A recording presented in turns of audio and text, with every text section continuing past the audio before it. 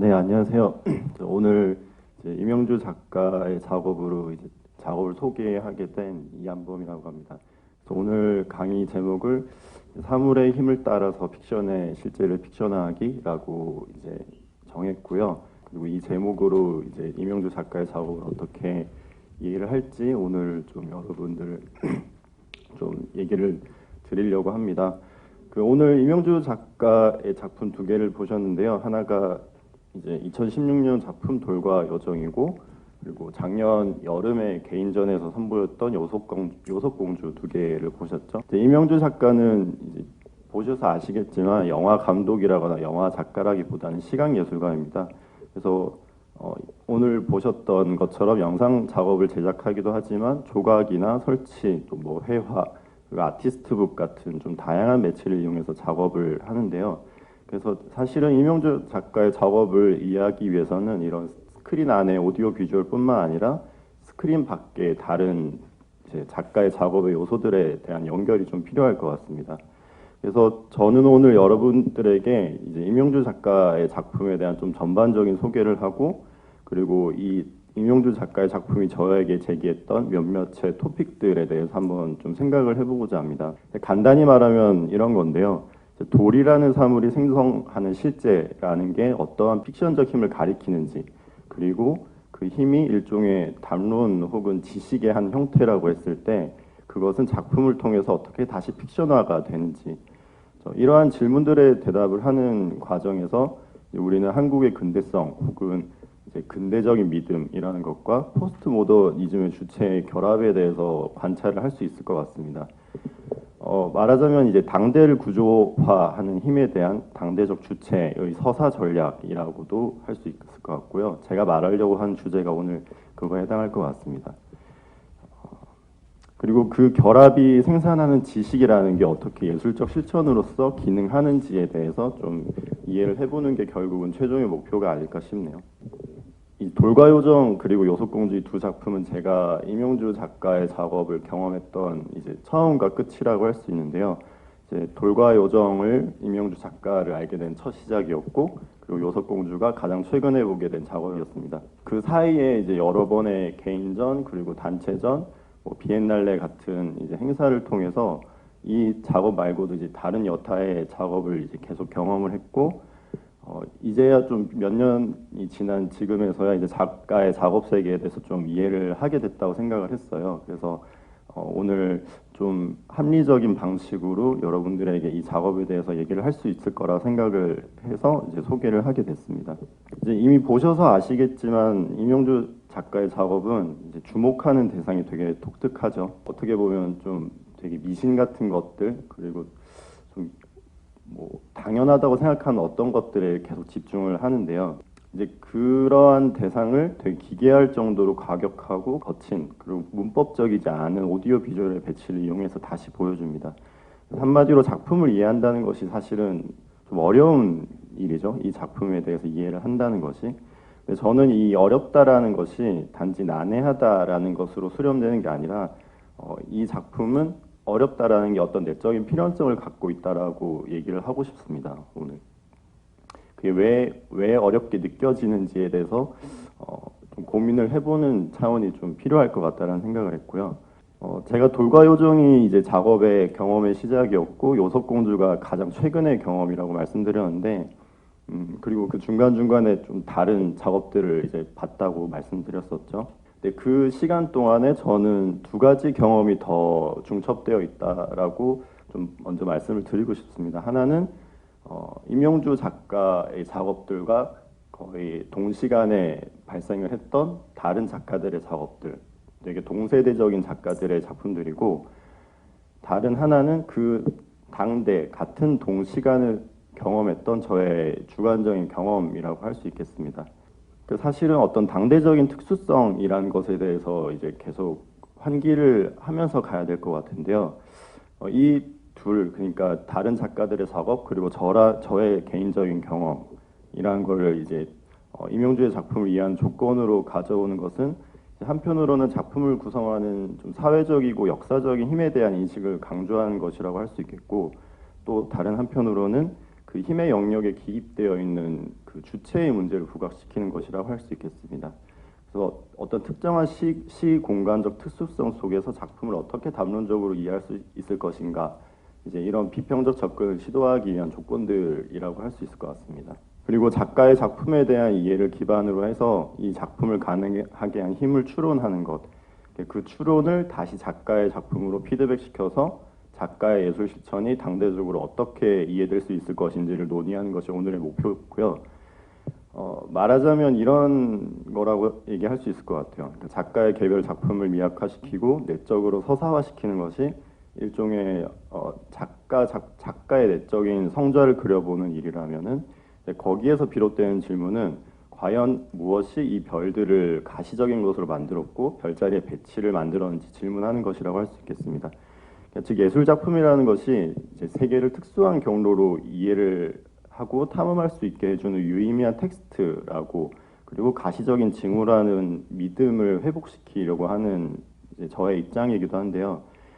이제 그러한 예술 작품이라는 가시성을 운용하는 힘의 성질이나 크기, 그리고 방향을 서술하는 것이라고 할 수 있겠습니다.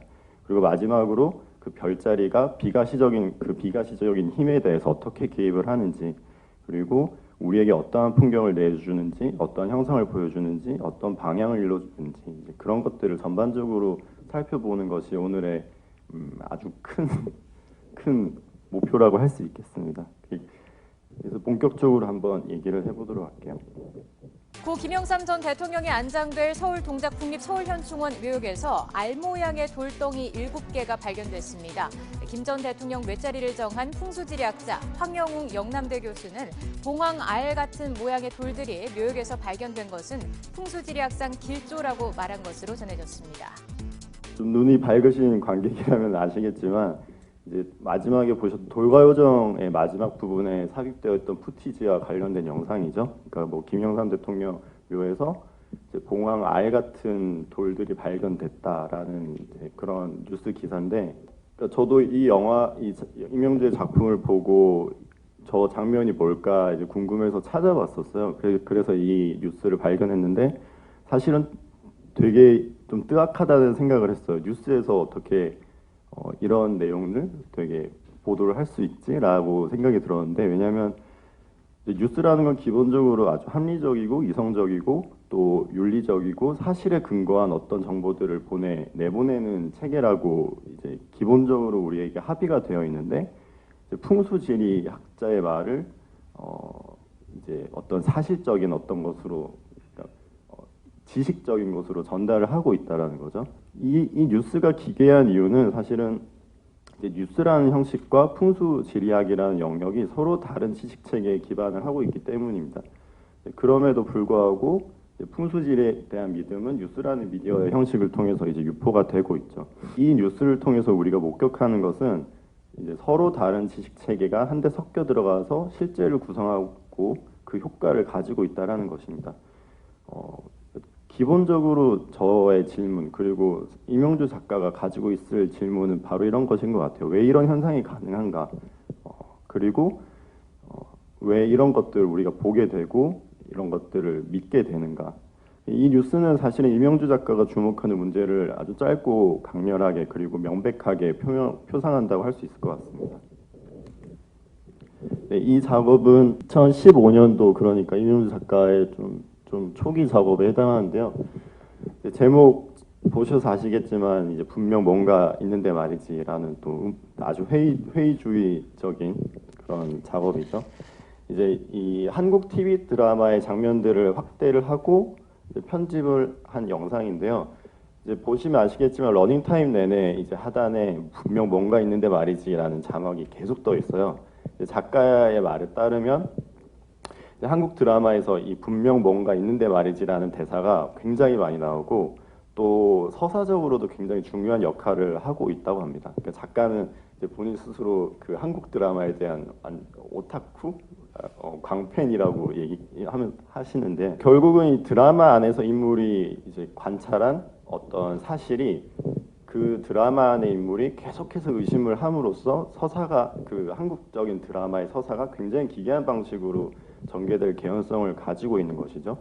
그래서 분명 뭔가 있는데라는 거는 한국의 통속 드라마의 클리셰이기도 하지만 또 분명 뭔가 있지만 그것이 명백하지 않은 상태에 끌리는 임영주 작가 자신의 질문이기도 한 것 같습니다. 네, 여기 써져 있는 글을 보시면 우리가 살고 있는 여러 곳에서 네모네모가 일어난다. 그것은 지구가 계속해서 활동하고 있다는 증거다.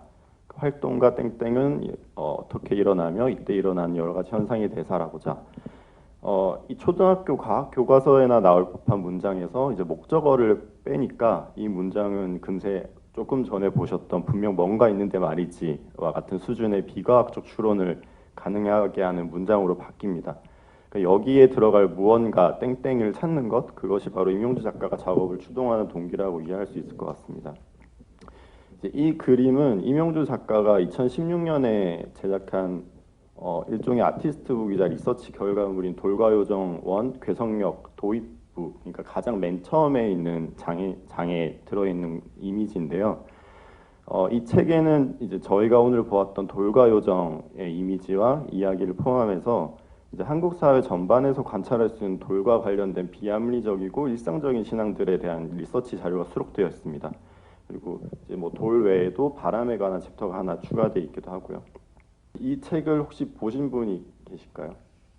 이게 아주 진지한 연구서인 척하지만 그 내용은 아주 이상한 자료들을 이제 다 담고 있고 되게 뻔뻔하게 그걸 과학적으로 분석하는 제스처를 취하고 있어요. 이 책 자체가.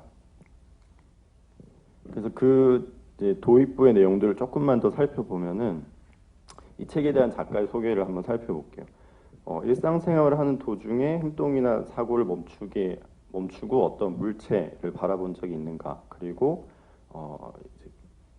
그것을 생각하면서 시간을 보낸 적이 있는가, 그 물체의 어떤 능력이 이러한 현상을 가능하게 하는 것인가. 결국은 이제 이 물체에 대한 질문을 시작으로 답을 유추해 보는 것을 목표로 한다. 이를 통해서 물체가 가진 물리력과 사고력이 인류라는 종의 행동과 사고에 어떤 영향을 미치는지 알아보고자 하는 게 임영주 작가의 이 책의 목표, 그리고 임영주 작가가 작업을 하는 전반적인 동기라고 할 수 있을 것 같습니다. 이제 괴성력에 대해서 이제 설명을 한 부분인데, 이제 괴성력은 이제 광물질의 차원에서 일어나는 물리적 힘과 초자연적인 현상이라고 정의를 하고, 인간의 능력이라 착각되는 수많은 현상들이 실제로 괴성력에 의한 것이라는 가설을 가지고 여러 현상을 연구를 통해 입증을 하겠다. 연구나 입증이나 이런 되게 과학적인 용어들을 계속 사용을 하고 있습니다. 근데 그것이 다루는 내용은 사실 과학적인 대상이 될 수 있을까라는 질문을 불러일으킬 만큼 이상하죠. 전제 자체가 과학적인 대상이 되는 전제가 아니겠죠. 그러면서 이제 되게 천연덕스럽게 마지막에 이제 과학적 검증에 어려움이 있긴 하지만 하겠다. 이 되게 이중적이고 모순적인 좀 얘기라고 저는 느꼈는데, 그러니까 이런 지점들을 계속해서 임영주 작가가 이제 건드리고 있는 것 같아요. 그래서 이런 돌에 대한 이런 임영주 작가의 입장, 그리고 이런 입장을 기반으로 진행을 한 작업의 방향에서 우리는 임영주 작가가 상당히 유물론적인 사람이라는 걸 이제 생각을 해볼 수가 있습니다. 그 유물론의 계열 중에서도 물질 자체가 살아있고 물질을 움직이는 주권적 힘을 상정할 필요가 없는, 그러니까 이제 위에서부터 내려오는 자연이나 정신에 지배되지 않고 스스로를 자기 규정하는 것으로서의 물질, 그러니까 범심론자인 스피노자에서 유래하는 급진론적인 유물론의 이제 전통 위에 있다고 할 수 있는데, 이런 생기론적 관점에서 물질은 이제 정치적인 것에 대한 논의가 가능한 사물이 됩니다. 최근에 철학적 논의는 이러한 유물론을 신유물론, 새로운 유물론이라고 이름 붙이고 있죠. 간단히 말해서 물질성은 한낱 물질 이상이라고 여기는 입장들이죠. 테리 이글턴 같은 경우 최근에 저서 유물론에서 이러한 신유물론이 실은 늑대의 탈을 쓴 포스트 구조주의라고 설명을 하고 있습니다. 즉 구조주의자들이 말하는 텍스트와 신유물론자들이 말하는 이제 물질이 같은 층위에서 얘기가 되고 있다라는 것이죠. 이글턴의 말을 부연하자면 신유물론은 이제 포스트 구조주의와 마찬가지로 인본주의, 즉 인간이 세계에서 특권적인 지위를 차지한다는 믿음을 의심을 하고, 그리고 인간과 자연계를 무차별적으로 휩쓰는 물질적 힘들을 지목함으로써 인본주의의 흠집을 내려고 한다는 것입니다. 근데 이제 이글턴 같은 경우 신유물론이 노동과 자본의 탈물질화라던가 후기 산업자본주의의 본성, 그러니까 무한히 가변적이고 유동적인 환경을 만들어내는 그런 본성들에 굉장히 부합하는 입장이라는 점에서 급진주의를 되게 부정을 하는 관점을 가지고 있어요. 근데 이제 이런 유물론, 사물의 힘을 부각시키는 것이 어떻게 정치적인가라고 하는 이런 논점들은 사실은 여전히 활발하게 이제 논쟁거리가 되는 부분이고, 이제 테리 이글턴 같은 입장은 이제 시뮬라크르의 세계에 대해서 비판적이고 그 안에 있는 물질의 완강함에 대해서 옹호를 하는 입장이죠. 그래서 사실은 이런 임용주 작가 같은 이제 음모론이나 이런 종류의 유물론을 굉장히 부정을 하는 입장들이 있죠. 전통적인 유물론의 입장에서는. 하지만 저희가 오늘 이제 우리가 논의가 할 것은 이제 임용주가 어떤 유물론자인지를 밝혀낸 것이 아니고, 또 그게 어떤 정치적인 타당성을 가지고 있는지를 밝혀내는 것은 아니라고 생각합니다. 그보다는 이러한 관점에서 시작을 해서 임용주가 어떠한 작업을 해나감에 있어서 어떠한 선택들을 해나가는지 좀 짚어보는 것이 중요하다고 할 수 있겠습니다. 그러니까 임용주 작품을 유물론에 대한 논의로 수렴시키는 것도 사실은 어떻게 보면 좀 부당한 일이 될 수도 있을 것 같습니다. 그러니까 우리는 철학적 입장의 정치성이 아니고 예술 작품의 정치성에 대해서 다루어야 하겠죠. 이 책이 다루고 있는 몇몇 사례들을 잠깐 보도록 하겠습니다. 이제 그 돌과 요정에는 나오지 않은 다른 작품들인데요. 그러니까 책의 각 챕터를 차지하고 있는 사례들이 또 개별적인 작업으로 이제 계속 제작이 됐었어요.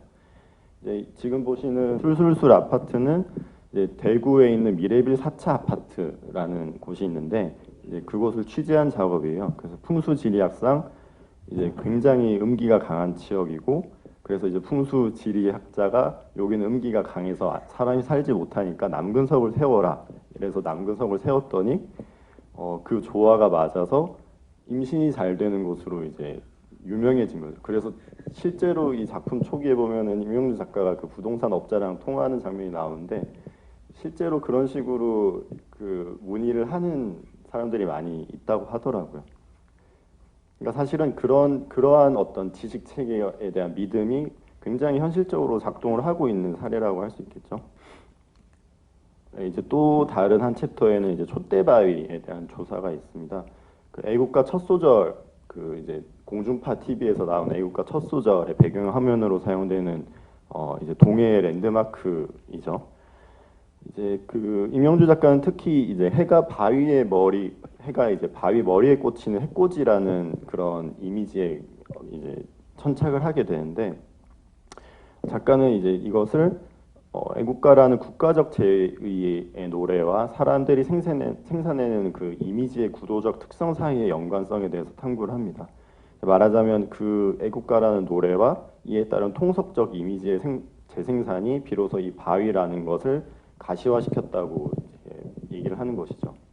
그러니까 원래는 발견되지 못했던 바위가 그런 지식 체계 안으로 편입이 되면서 이제 발견됐다라고 하는 그런 역학들에 대해서 계속 추적을 하고 있습니다, 작가.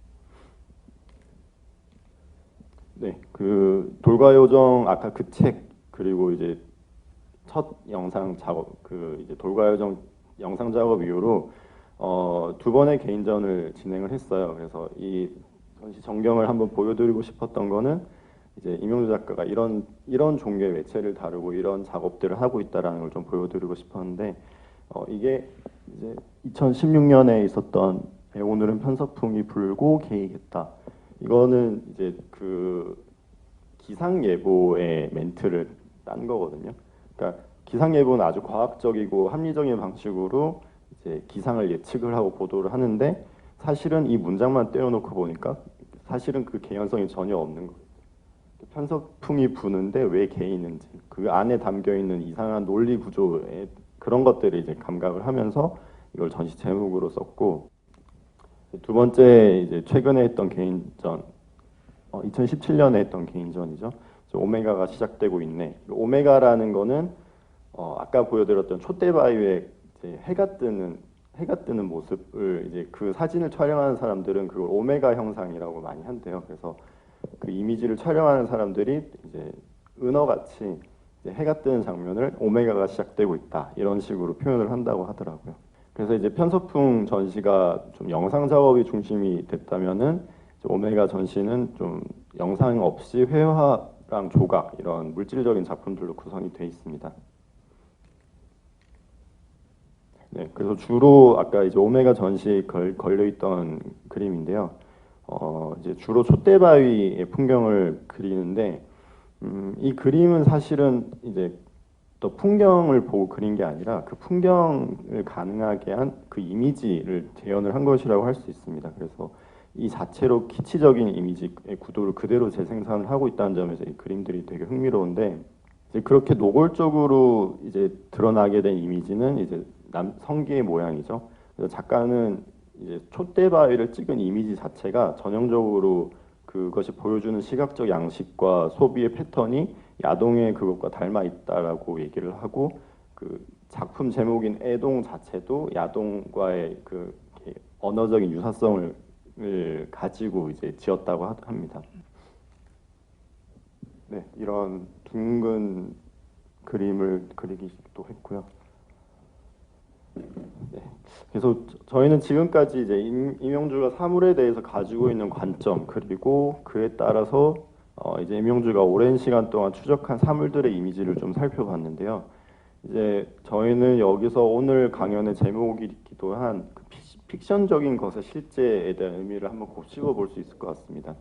저는 이렇게 말할 수 있을 것 같은데, 픽션적인 것이라는 것은 엄연히 존재하고 작동을 하지만 보이지 않고 들리지 않고 만져지지 않고 냄새 나지 않는 것을 드러내는 사물이나 상황이라고 말할 수 있을 것 같습니다.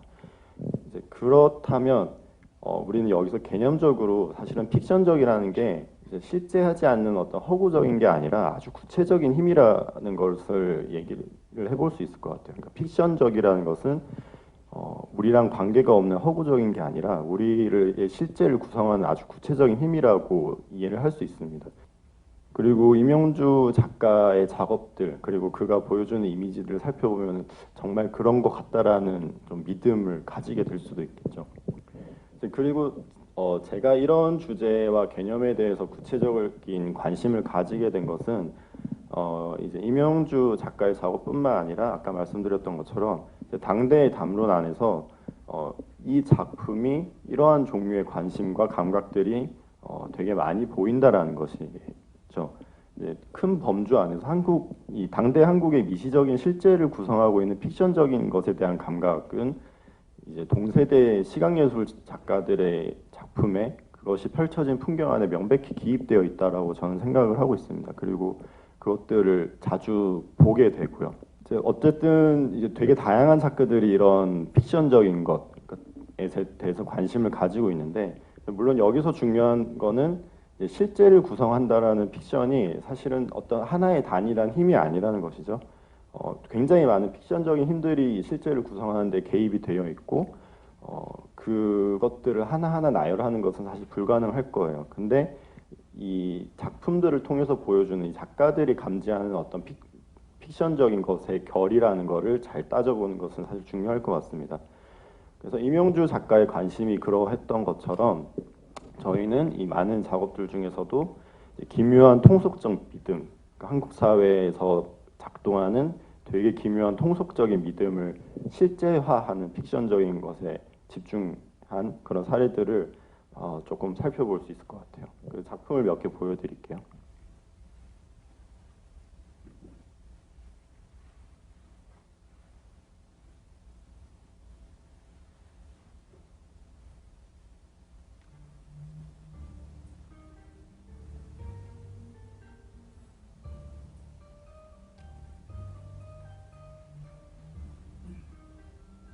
자, 다음 걸 하나 더 볼게요. 어쩜 이렇게 하늘을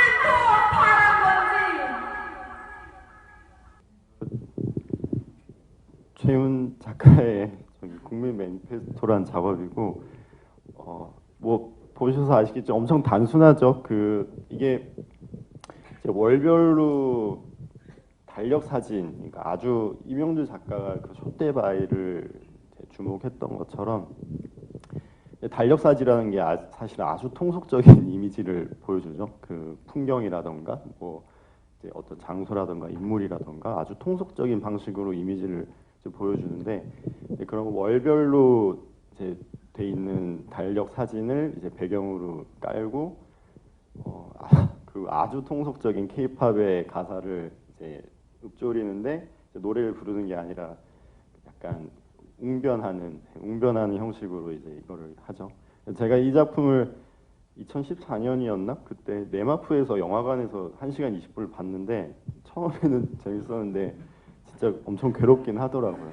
나중에 가면 이게 재밌다기보다는 약간 엄청난 고문이 되는 작업인데, 네, 아무튼 좀 좋아하는 작업입니다. 그리고 다음 거는 네, 뭐 류한솔이라는 작가의 작업인데, 이제 뭐 제목이 보여주는 것처럼 크리크리 메리 크리스마스, 그러니까 크리스마스에 대한 어떤 얘기예요. 얘기라기보다는 이상한 감각들을 만들어내는 작업이죠.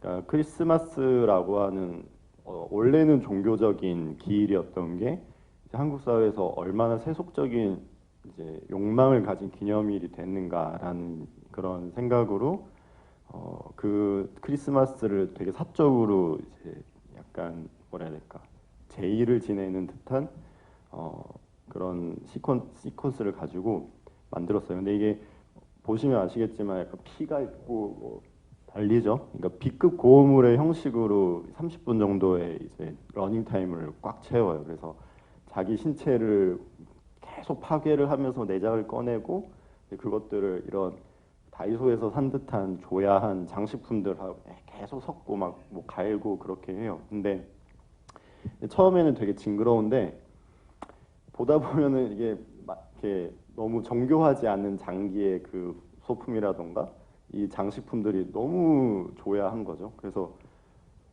너무 말이 안 되는 게 이제 좀 보다 보면 느껴져서 징그럽지가 않고 나중에 엄청 웃겨지는 작업이거든요. 굉장히 많은 시각예술 작업들이 나오죠. 1년에도 하루에도 엄청나게 많은 전시와 작업들이 막 쏟아지는데 그 안에서 어떤 이런 되게 어떤 특정한 감각들의 반응을 하는 작업들이 계속 나왔던 것 같아요. 근데 이제 그 감각들의 반응을 했다라는 게 중요하다기보다는 저한테는 그 감각들을 어떻게 이제 다시 작업이 보여주는지가 사실은 저한테는 좀 더 중요하게 느껴졌던 것 같아요. 그래서 이 세 작업을 대표적으로 보여드렸던 거는 기본적으로 여러분들이 다 보시면서 웃으셨잖아요. 그러니까 되게 희극적이라는 거죠. 어떤 면에서. 그래서 이 작품들, 그러니까 대표적으로 세 개를 보여드렸지만 원칙적으로는 계속 무한하게 더 추가가 될 수 있는 이 작업들의 목록이라는 거는 이 작품들이 주목하는 실제라고 하는 거는 이렇게 말할 수 있을 것 같아요. 그러니까 과학적 지식이나 합리적 규칙의 작동과는 약간은 어긋나 있지만 또 그것과 겹쳐져 있기도 한 되게 통속적이고 비논리적인 그러나 주체와 삶의 양태를 구체적으로 기획하는 특수한 힘이라고 할 수 있을 것 같습니다. 그런데 이제 계속해서 이런 작품들을 봤다라고 얘기를 드리는 거는 저한테 그게 중요하게 느껴지는 거는 이제 이렇게 많은 작업들이 동시적으로 어떤 내적인 유사성을 가지고 있다라고 생각을 한다면 저는 그것은 이제 그 세계를 구성하는 픽션의 강도, 이 작품들을 가능하게 한 픽션의 강도가 상당히 강하다라는 걸 뜻한다고 생각을 하기 때문이에요. 그러니까 되게 어떤 특정한 개인만이 감각할 수 있는 픽션이라면은 이런 징후적으로 어떤 작품들이 그러니까 일종의 담론의 수준으로 이 작품들이 나오지는 않을 거라고 생각을 하거든요. 이런 것들이 이제 수가 많아진다라는 거는 그거를 실제화시키는 어떤 픽션의 강도라는 것에 대해서 계속 생각을 해볼 수 있게 합니다. 근데 이제 아까 말씀드렸던 것처럼 이제 이 작품들을 통해서 제가 좀 더 주목하고 싶은 거는 그런 픽션적인 것에 대해서 감지를 했다라는 측면이 아니라 그거를 이제 드러내는 방식에 있다고 할 수 있겠습니다. 이제 그 박찬경 작가와 양효실 교수가 그 임영주에 대해서 작가론을 쓴 게 있는데 그 두 글에서 이제 공통적으로 지적하는 게 있어요. 그게 뭐냐면 이제 임영주의 작품은 비극적이라기보다는 희극적이라는 것에 그 특징이 있다라고 하는 거죠. 이제 박찬경 작가는 임영주의 우주여행이라는 글에서 이렇게 말을 해요. 그러니까 비극이 진지하고 심각한 목표에 대한 주인공의 어쩔 수 없는 실패나 희생을 통한 목표 달성을 보여준다면 희극은 애초에 성공할 가능성이 희박한 목표에 대한 주인공의 여러 오류에 주목한다라고 썼어요. 저는 이제 이 문장에서 중요하다고 생각하는 거는 어떤 대안적 세계로서의 픽션이라는 게 아니라 그러니까 픽션적인 것, 그러니까 실제를 다시 픽션화 시킨다는 게 아니라 어떤 특정한 오류 내기로서의 픽션이라는 것의 개념이 저는 더 중요하다는 생각을 했습니다. 이제 그게 뜻하는 게 뭐냐면 이제 기존의 규칙이나 믿음을 웃긴 것으로 만드는 거죠. 웃긴 것으로 만들면서 동시에 그 기존의 체계에 대한 다른 믿음의 구조를 서사적으로 드러내는 겁니다. 그러니까 비판적이라고 하는 것이 그 체계 안에서의 문법, 지식 체계 안에서 가능한 것이라면은 희화화시킨다는 것은 오류를 낸다는 것은 그 체계 자체에 대해서 다시 서사적인 방식으로 이제 전략적으로 접근을 한다라고 이제 생각을 할 수 있는 거죠. 그래서 저는 그 한국의 미술사에 있어서 이제 그 이전 세대, 그러니까 90년대 80년대 말, 90년대 초, 그러니까 민중미술 혹은 그 이후의 비판적 미술이라고 하는 그 세대 또한 이제 이런 작가들과 마찬가지로 한국의 뒤틀린 근대성과 이데올로기에 대해서 주목을 했다라고 생각을 해요. 생각하는 게 아니라 그게 실제로 더 강했죠. 근데 이제 그런 것과는 전혀 다른 방식의 예술적 대응, 이런 작품들이 나오게 된 것에는 이제 동세대 작가들이 그 근대성이라는 것에 대한 문제의식이 약화됐다라고 생각하기보다는 그 작가 주체를 형성한 시대의 담론, 그 특정한 시대의 그 작가들을 어떤 식으로 담론화시키고 어떤 식으로 이제 주체화를 시켰는가, 그 시대적인 힘이 다르기 때문이라고 생각을 합니다. 그러니까 이제 87년 체제 이전의 그런 지금의 비판적, 그러니까 지금의 중견 작가가 된 그 세대 사람들에게는 저는 이제 지금의 세대가 겪은 신자유주의적인 그런 담론의 모델을 이후에 유입이 된 거죠. 그래서 그 작가들이 가지고 있는 주체성과 지금의 작가들이 가지고 있는 주체성은 사실은 굉장히 다르다고 생각을 해요. 그 근대성을 구성하는 픽션의 강도는 계속해서 강해질지라도 그것을 마주하는 작가 주체성이 많이 달라졌기 때문에 저는 이런 당연하게, 굉장히 당연하게도 다른 방식으로의 예술적 실천이 등장을 했다고 생각을 합니다. 저는 그거를 이제 포스트 모더니즘적 주체에서 비롯된 서사 양식이라고, 서사 전략이라고 지금 생각을 하고 있습니다. 그러니까 사실 포스트 모더니즘이라는 게 어떻게 보면은 한국에서는 굉장히 유행처럼 어떤 스타일을 지시하는 것으로서 굉장히 훅 놓고 지나갔죠.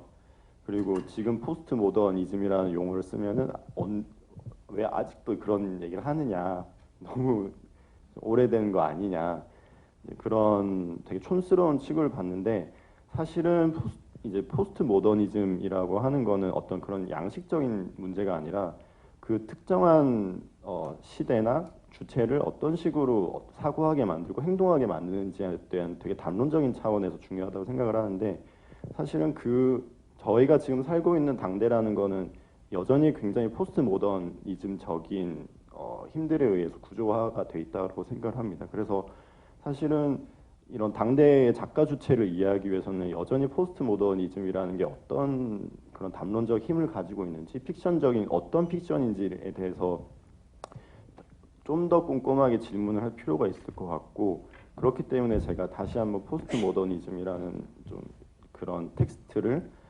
가져와서 오늘 얘기를 하게 된 거고요. 이제 그런 측면에서 이런 전반적인 이런 어떤 가정의 하에서 이런 작품들에 대한 좀 이해가 가능하다고 생각을 해요. 그러니까 이제 앞서 봤던 함정식의 작업에서 이제 잉마르 베리만의 이제 제7회봉에 나왔던 죽음이라는 캐릭터가 이제 굉장히 키치한 그 미러볼을 들고 서울의 뒷골목을 이제 뛰어다니죠, 춤추듯이. 그리고 그 뒷골목에서는 그런 점집이라던가 무당집이라던가 그런 되게 한국의 그 되게 미시적인 신앙들이 신앙이라고까지 하기 좀 민망할 정도로 도대체 정체가 뭔지 모르는 어떤 그런 집들이죠. 들어가 보기도 무섭고 뭐 하는 데인지도 모르는 그런 것들을 그런 풍경 안에서 이제 그 미러볼을 들고 뛰어다니는 그런 되게 희극적인 작업들이 나올 수 있고, 이제 또 최윤 같은 작업들이 그런 이런 되게 통속적인 어떤 이미지들에 대해서 이거를 전유하는 작업들이 나올 수 있다라고 생각을 합니다. 그래서 이들이 공통적으로 사용하는 이제 예술적인 전략이라는 거는 이제 재현이 아니라 저는 본 떠내기를 통해서 그 본 떠낸 것을 이용한 어떤 서사 비틀기의 이제 전략이라고 생각을 합니다. 이제 그런 전략, 서사 비틀기 이후에는 이제 떠내진 원본 자체는 되게 한없이 가벼운 대상으로 다시 경험이 되는 것이죠. 다시 임영주의 작업으로 한번 돌아가 볼게요. 이제, 지금까지의 논의와 임영주 작가가 이제 다루었던 작업들을 좀 살펴보면, 임영주 작가는 언제나 특정한 두 개의 힘이 이제 긴장되어 있는 상태에 집중을 하는 것 같습니다. 그리고 이제 그 둘의 힘을 뒤섞지만 이제 언제나 그 진실 혹은 원본보다는 그 실제적 효과를 가능하게 하는 체계에 집중을 한다고 할 수 있을 것 같습니다. 그러니까 이 작품 같은 경우를 보시면은 이제 백스크린이라고 하는 이제 플라스틱 재질의 인공 바위죠. 수조에 넣는 그런 장식이라고 해요. 되게 값이 비싸고 전문가들에 의해서 만들어지고 고가의 그런 사물이라고 합니다. 이제 보시면 아시겠지만 네, 아주 사실적이죠.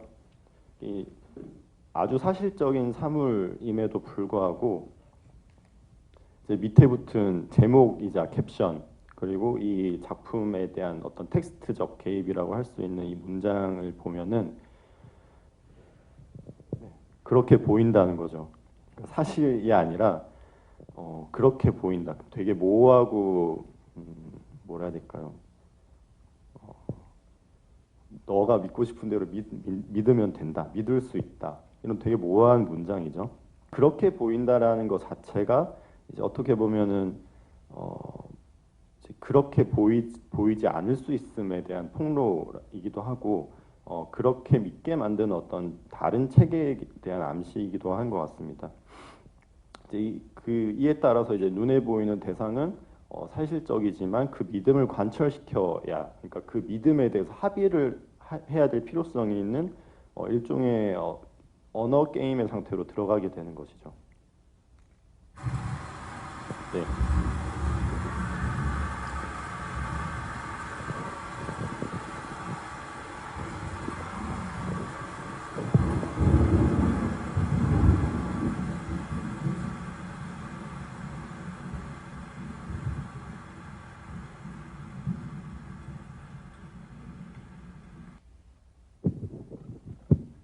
네, 혹시 이게 어떤 작업인지 좀 아시겠나요?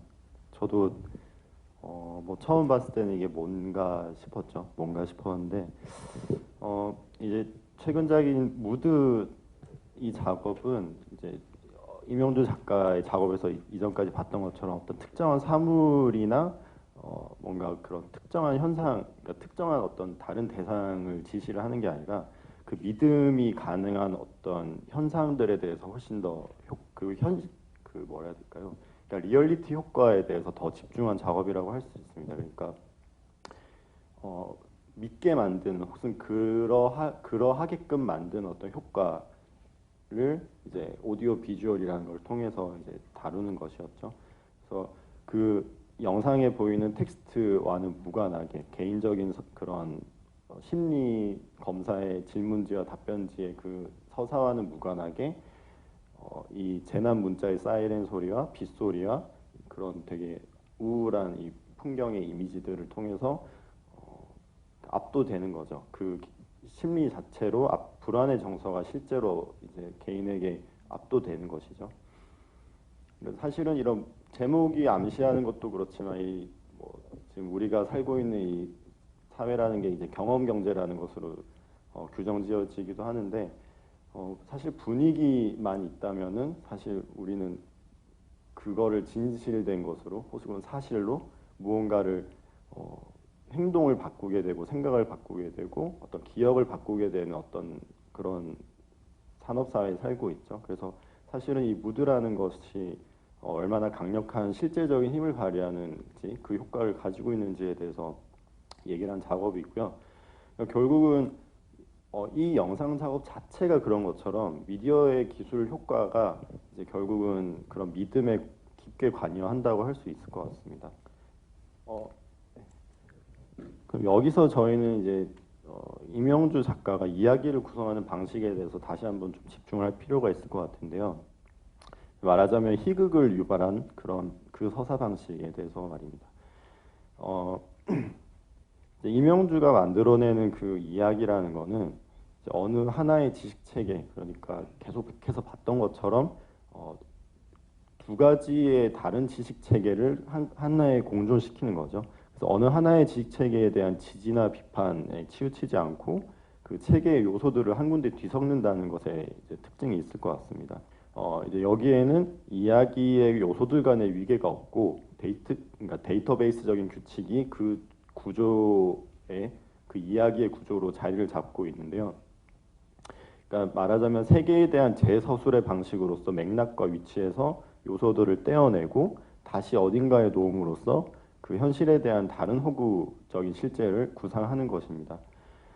이러한 거는 사실은 뭐 특별한 건 아니고 예를 들면 아즈마 히로키 같은 사람이 일본의 전후 세계를 이제 이해하기 위해서 그런 전후 세계를 이해하기 위한 텍스트로서 오타쿠라는 집단을 연구하면서 주장한 데이터베이스적 소비 양식과 되게 유사하고 이제 더 근본적으로는 아까 언어 게임이라는 용어를 사용하기도 했지만 그러니까 그 리오타르 같은 경우에 1979년에 서술한 포스트 모던의 조건에서 이제 거대 서사의 조락과 그에 따라 등장한 이제 지식의 새로운 모델, 그러니까 계속 그 단발적으로 미시적으로 그러니까 계속해서 합의를 해야 되는 어떤 파편적인 지식의 모델하고도 맞닿아 있다고 할 수 있겠습니다. 그러니까 사실은 이게 계속해서 얘기를 하는 거는 결국은 이러한 작업을 가능하게 한 이러한 형식과 양식들을 가능하게 한 어떤 당대적인 주체성이 가능하게 한 되게 당대적인 그 담론에 대한 이야기라고 할 수 있겠죠. 그 이야기 문제로 다루기 위해서 한번 돌과 요정으로 다시 돌아가 보겠습니다. 이제 돌과 요정은 언뜻 보면은 다큐멘터리죠. 그 요속공주와는 다르게 아주 뭐라 해야 될까? 일반적인 다큐멘터리 작업 같아요. 어떤 사람들을 취재를 하고 그들을 쫓아가고 그들을 담고 이야기를 나누고 그런 작업이죠. 근데 이제 이 작업에서 이제 좀 징후적으로 드러나는 거는 이 영상의 드라마가 그 이제 돌을 쫓는 사람들 혹은 그런 돌에 관한 그런 허구적인 믿음 이런 주제 아래 균질되게 정돈되어 있지 않고 또 그 힘 자체를 강조하지도 않는다는 것에 있습니다. 그러니까 예를 들면은 이 작업에서 되게 뭐라 해야 될까 웃음이 나오거나 되게 말이 안 되거나 왜 저런 장면이 삽입되어 있지 하는 장면들이 몇 개가 있어요. 예를 들면 펜을 돌리는 장면이죠. 그 자기의 그 내레이션을 하면서 그 보시면 아시겠지만 그 내레이션과 행위가 일치하지 않아요. 그러니까 내레이션은 나오는데 그러니까 행위를 보면은 이 펜을 어떻게 돌리는지에 대해서 설명을 하는 제스처가 있어요. 그러니까 그런 돌의 힘에 대한 자기의 내레이션을 하면서 이미지는 펜을 돌리는 장면을 보여주는 거죠. 그리고 이제 오두님 같은 사람은 갑자기 그 돌의 힘과는 무관한 되게 이상한 얘기를 많이 하시죠. 자기가 인터넷 역사의 시초라느니 사실은 뭐 그런가 보다 하고 이제 듣지만 사실은 이 영상 작업 자체가 추적하고 다루는 주제와랑은 전혀 상관이 없죠. 그러니까 사실은 이 영상 작업이 되게 이상하게 느껴지는 거는 그런 푸티지들, 그런 이미지들이 너무 많고, 그러니까 서사 안에 이렇게 봉합되지 않는 이미지들이 많고, 그 이미지들과 합치하지 않는 사운드와 내레이션과 그런 상황들이 너무 많이 나온다는 거예요. 예를 들면 이것도 이제 일반적인 다큐멘터리의 연출이라면 이런 장면을 절대 넣지 않겠죠. 왜냐하면 돌에 대한 그런 픽션적인 그런 이야기를 강화시키기 위해서는 계속 더 강한 이야기를 만들어야 되는데 할머니들은 왜 왔노? 이러고 오지 마라 이러고 황당한 거죠. 그러니까 이 사람들한테는 되게 가치가 없고 전혀 자기의 세계와는 관계가 없다라는 걸 계속 보여주는 장면들이 또 계속 나오는 거죠. 그러니까 결국은 이 영상이 다루는 주제 자체를 이 영상 스스로 그 서스펜스를 계속 무화를 시키고 있어요. 그런 측면에서 이 작업이 가지고 있는 이야기 구조라는 게 되게 독특하다고 할 수 있는데, 이제 백종관 영화 감독 이 작품에 대한 리뷰를 쓰셨는데 이런 얘기를 하셨어요. 그러니까 이 작품은 발화 주체를 특정하기 힘든 남성도 나오고 여성의 목소리도 나오는데 이게 누구 목소리인지, 그리고 사운드 목소리에 넣은 이펙트가 되게 통속적이고 너무 유치한 그런 이펙트들을 넣은 그 목소리들이 이게 도대체 누가 말하는 건 돌이 말하는 건지, 또 근데 어떨 때는 임영주 작가가 이제 그 인터뷰를 하는 목소리로 등장하기도 하고, 그러니까 발화 주체를 특정하기 힘든 내레이션이 사용된다는 거죠. 이런 내레이션의 사용이랑 이런 아까 말씀드렸던 확신을 다루지만 그 확신에 대해서 관객들이 확신을 할 수 없게 만드는, 확신에 대해서 확신을 할 수 없게 만드는 이야기의 구조를 통해서 이 영상이 다루고 있는 돌에 대한 믿음, 그 확신의 구조를 입체적으로 반추하는 기획을 진행을 했다라고 평가를 합니다. 그러한 이제 기획을 통해서 관객으로 하여금 이제 믿음으로부터 비껴선, 그러니까 이런 영상이 다루고 있는 이 돌에 대한 믿음이라는 것에서 거리를 두고 이 전체적인 믿음이 가능한 어떤 다른 배면의 것들, 그 백종원 감독은 어둠 속이라고 표현을 했는데요. 그런 다른 픽션적인 것들을 이야기의 구조 자체가 계속 한계를 시키고 있다라는 거죠. 그래서 더 근원적인 우주라는 이제 표현을 쓰셨더라고요. 그래서 저는 그게 되게 적확한 표현이라고 생각을 했었어요. 이 이야기 구조가 가지고 있는 게 결국은 돌이라는 실제가 보여주는 픽션을 그대로 보여주는 게 아니라 그 픽션을 넘어서는 어떤 다른 픽션들에 대해서 계속 한계를 시키고 있다라는 겁니다. 이런 이야기의 구성 방식은 사실은 요속공주에서 더 강하게 밀어붙여지죠. 오히려 이제 그 돌과의 요정이 다큐멘터리처럼 보여서 좀 이해를 하기 쉽다면 이 영상 작업 자체는 다큐멘터리인 척을 아예 하지 않죠. 그러니까 본인 작가 스스로도 이걸 판타지 드라마였나요? 아무튼 그런 식으로 이제 얘기를 하시던데 완전히 픽션의 그 영상을 만드신 겁니다. 이제 영상을 좀 이렇게 줄거리를 띄엄띄엄 넘어가다 보면은 이제 요석공주라는 사람은 이제 삼국유사 원효불교에 나온 인물이라고 합니다. 그래서 원효 대사와 하룻밤을 지낸 것으로 알려져 있는데 사실은 이제 요석공주라고 불릴 뿐 이름이 없는 사람, 그러니까 아주 역사적으로 허구적인 인물이죠. 그러니까 이런 일이 있었다라고 하는 상황에 대한 설명만 있는 이름이 없는 사람입니다. 사실은 그렇기 때문에 임영주 작가가 이 역사적 형상을 택한 것이라고도 좀 생각이 드는데, 그러니까 구체적인 이름이 없고 어떤 상황들만 있는 상황에서 과연 그것을 어떤 식으로 믿을 수 있을 것인가, 그 역사를 어떻게 다시 재구성을 할 수 있을 것인가, 그런 것들이 가능한 특정한 캐릭터였다고 생각을 해요. 그래서 이런 이름이 없는 인물과 관련된 상황을 이제 요석공주라는 작업으로 완전히 과격한 방식으로 재구성을 하죠. 그래서 이제 오프닝 시퀀스가 나오고 갑자기 이제 신경이 손상돼서 이렇게 귀에서 방울 소리가 들린다라고 해서 되게 의학 다큐멘터리 같은 저런 해부 이미지가 나오고 갑자기 사막 배경이 나와요. 바람이 부는 사막이 이제 배경 그 다음 시퀀스로 나오고 갑자기 이제 앙드레 김이 풀먹인 바지에 자기가 이제 풀먹인 바지가 있는데 그게 그 바지가 스치면서 나는 소리에 세계인들이 놀라워한다 이런 인터뷰가 나오면서 그 세계인들 중 한 명이 마이클 잭슨의 한국 공연 영상이 둥둥 떠다니는 거죠. 그러니까 사실은 이게 정말로 이야기의 구조 안에서는 이렇게 너무 널뛰는 개연성이 전혀 없는 어떤 단서들만이 이렇게 계속해서 반복되고 유지되는 그런 방식으로 이야기가 이어지는데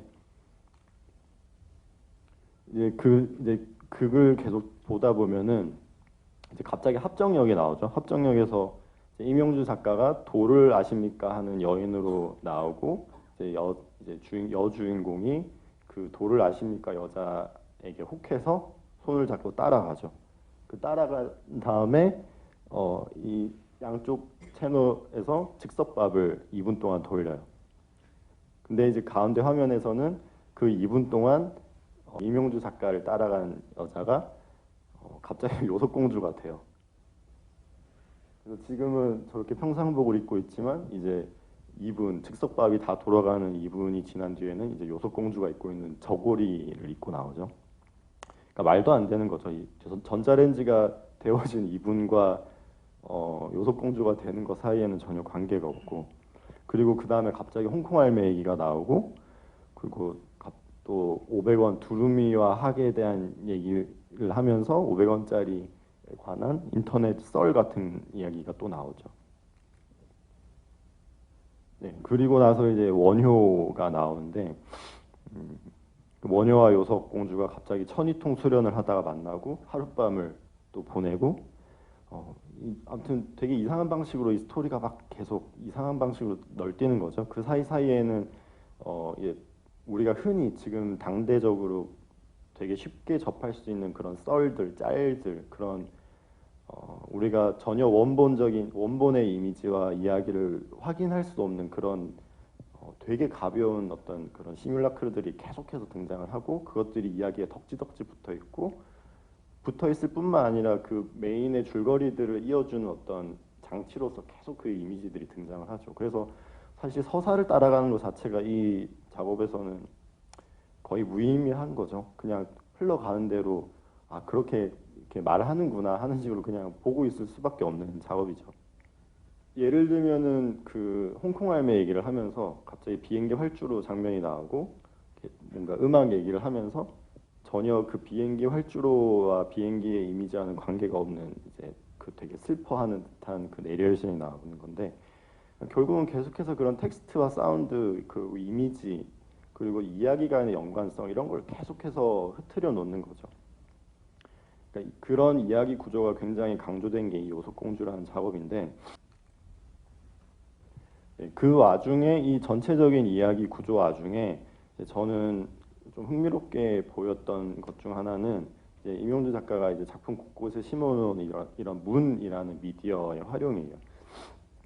이제 이 임영주 도를 아십니까를 따라간 이제 요속공주가 방 안에서 허름한 옷장의 문을 열었을 때 그거를 여니까 옷이 나오는 게 아니라 굉장히 아름다운 석양이 지는 들판이 나오고 거기에 이제 홍콩 할매의 가발이 UF처럼 막 이렇게 왔다 갔다 하죠.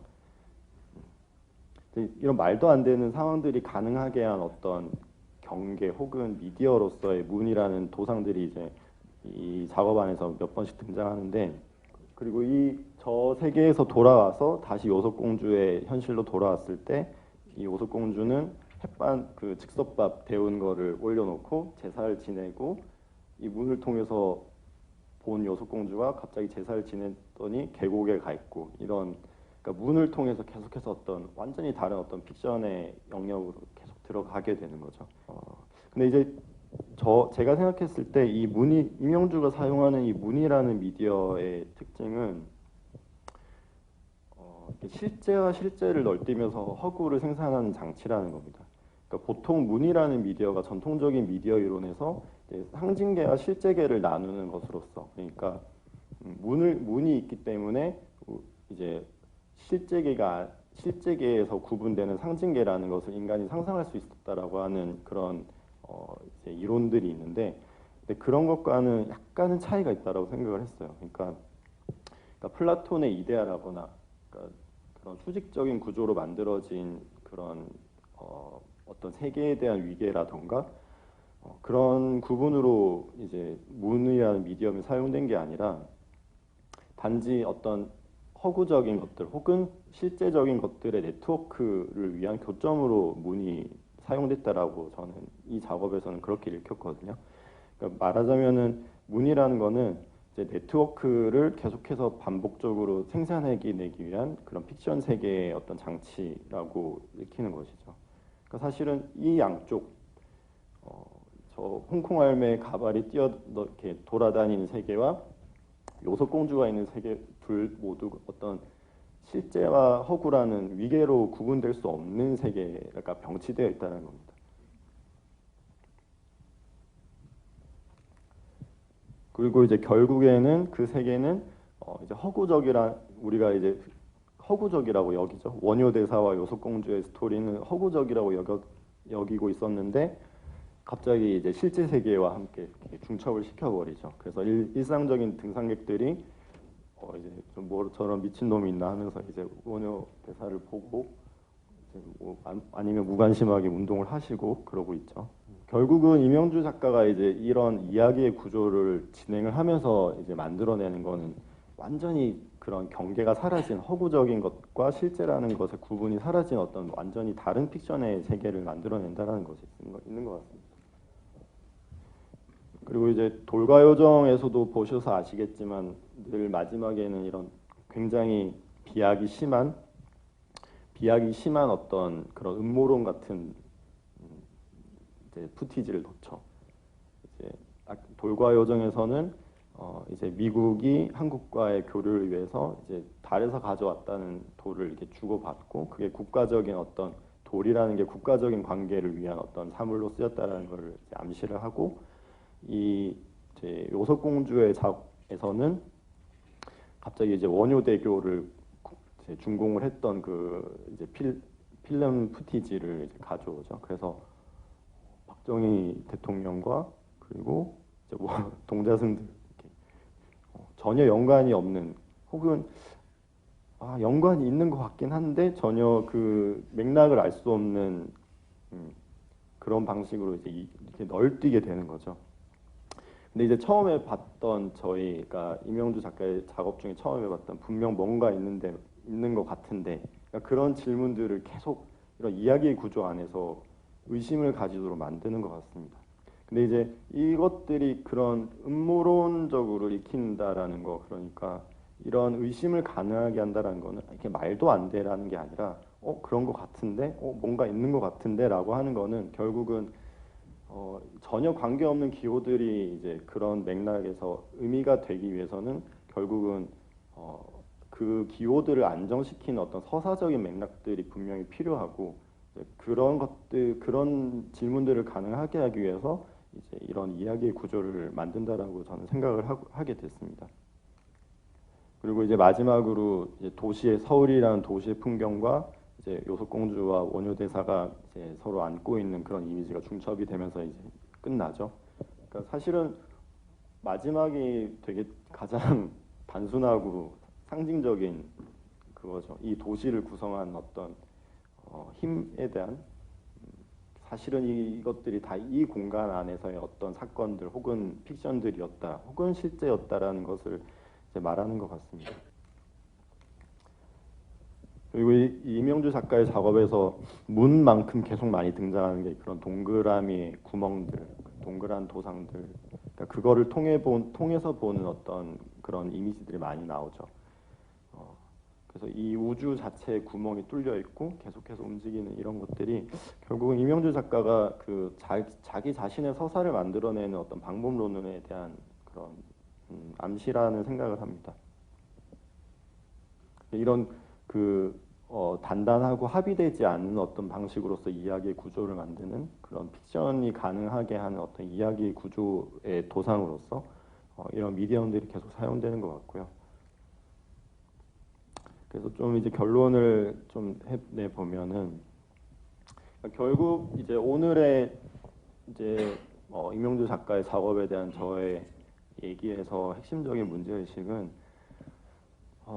이제 당대를 작동시키는 그 픽션적인 것, 그러니까 당대를 실제로 만드는 픽션적인 것을 이제 임영주 작가 혹은 그 동세대의 작가들, 그 포스트 모더니즘의 주체가 어떤 식으로 다루는가, 그리해서 실제는 어떻게 다시 재생산되는가, 이런 것들에 대해서 좀 질문을 해보는 것이 있었습니다. 그래서 당대의 시각 예술가들은 당대의 틈입한 근대성과 포스트 모더니즘의 담론 그 양자에 끼어 있는 것 같지만 실제로 작품이 보여주는 것은 포스트 모더니즘의 유산을 훨씬 더 많이 받았다라는 것을 생각해 볼 수 있습니다. 그런 작가들, 임영주 작가든 이런 시각 예술가들에 의해서 우리의 실제를 구성하는 픽션적 힘은 되게 가벼워지고 희화화되고 그 가벼움 사이로 새로운 이야기들이 계속 돌출되는 거죠. 오늘날의 시각 예술가들은 그 이전 세대들보다 우리를 옥죄고 있는 그런 근대적 지식 체계라던가 픽션적 힘에 대해서 덜 두려워한다라는 생각을 합니다. 그렇다면 우리는 이런 예술적 전략에 대해서 어떻게 이제 판단을 해볼 수 있을까? 결국 그런 질문을 할 수밖에 없겠죠. 그게 그렇다면 이제 어떻게 이해를 할 수 있나를 이제 넘어서 그게 어떤 식으로 규범적으로 평가를 할 수 있을까? 이런 질문이 당연히 비평적으로 이제 나오게 되는 것 같습니다. 그래서 어떻게 보면은 이런 작가들, 이런 작업들이 이제 근대성이라는 문제 혹은 어떤 통속적인 믿음, 우리 사회를 구성하는 담론이라는 걸 다루는 데 있어서 진지하지 않고 비판적이지 않고 또 전혀 논리적이지 않다고 폄하될 수 있습니다. 실제로도 많이 그렇죠. 이게 무슨 장난이냐. 이건 실제로 이런 작가들의 작품에 대해서 이건 미술이 아니다라고 말하는 경우를 많이 봤었어요. 저는 그런 것들이 다소 부당하다고 생각을 하기 때문에 좀 고민을 많이 하는 편인데 그런 것들을 좀 더 합리적으로 이제 평가를 하기 위해서는 이런 전략들에 대해서는 언제나 방법의 타당성에 대해서 접근을 해야 된다고 생각을 하고 있습니다. 그래서 자본주의라는 담론만이 이제 우리의 실제를 구성하고 그 이외의 것은 상상할 수 없다라고 주장하는 마크 피셔 같은 경우에 이제 이데올로기가 비정치적으로 보일 때, 그러니까 사물이 원래 그러하게끔 보일 때 가장 강력하다고 말합니다. 그러니까 사물이 원래 이렇게 있다, 그런 믿음을 주는 게 이데올로기적 작용의 효과라는 거죠. 그래서 푸코 같은 사람들이 계속 지식 체계나 그런 담론의 역사에서 다루는 거는 이 사물이 사실은 되게 역사적인 힘으로, 사회적인 힘으로 구성되어 있다는 걸 계속 폭로하기 위해서인 거죠. 그런 것들이 폭로가 됐을 때 이거를 구성하고 있는 어떤 힘들에 대해서 이제 질문을 하고 다시 반박을 하고 재배치를 할 수 있는 가능성들이 생기는 거죠. 이제 그러한 실제, 그러니까 지금 눈앞에 보이는 이런 사물의 실제라는 것을 명백하게 받아들이고 그것을 가능하게 하는 픽션과 그 바깥의 또 다른 픽션에 대해서 상상할 수 없는 그런 구조는 결국은 그것을 만들어내는 이데올로기를 강화하는 것밖에 되지 않습니다. 그래서 당대를 구성하는 힘의 실제가 사실은 자명한 것이 아니고 그저 껍데기에 불과하고 그 안이 텅 비어 있다라는 것을 보여줄 때, 그러니까 눈앞에 보이는 것이 전혀 리얼한 것이 아니고 우연적으로 구성된 어떤 것이라는 것을 드러낼 때 이데올로기는 스스로가 당혹스러워할 수밖에 없습니다. 그렇기 때문에 자명한 것으로 규범화시키지 못할 바깥의 이야기들, 그리고 다른 지식 체계들, 툭툭 튀어나온 어떤 다른 지식의 모델들이 그 이데올로기의 내적 형식과 요소들의 재배치로서 피드백될 때 그것을 가능하게 한 픽션적 힘은 굉장히 가벼워지고 다른 이야기들이 생성될 수 있는 구조들이 만들어질 거라고 생각을 합니다. 그리고 이런 작품들이 그런 것들을 이제 환기시키고 실제로 수행하고자 하는 어떤 의지를 가지고 있다는 작품이라고 생각이 하고, 그렇기 때문에 계속 이런 방식에 대해서 이런 그런 방법론들에 대해서 계속 집중을 하고 살펴보게 될 수밖에 없을 것 같습니다. 어쨌든 예술 작품들이 이제 이건 미술이 아니야라고 폄하되는 방식이 아니라 그것은 되게 중요한 텍스트라고 인정을 할 수 있는 어떤 그런 비평적인 입장들을 계속 가지고 나가고 싶은 게 저의 생각이고 이런 자리를 통해서 그런 것들을 좀 해볼 수 있어서 좀 감사한 것 같아요.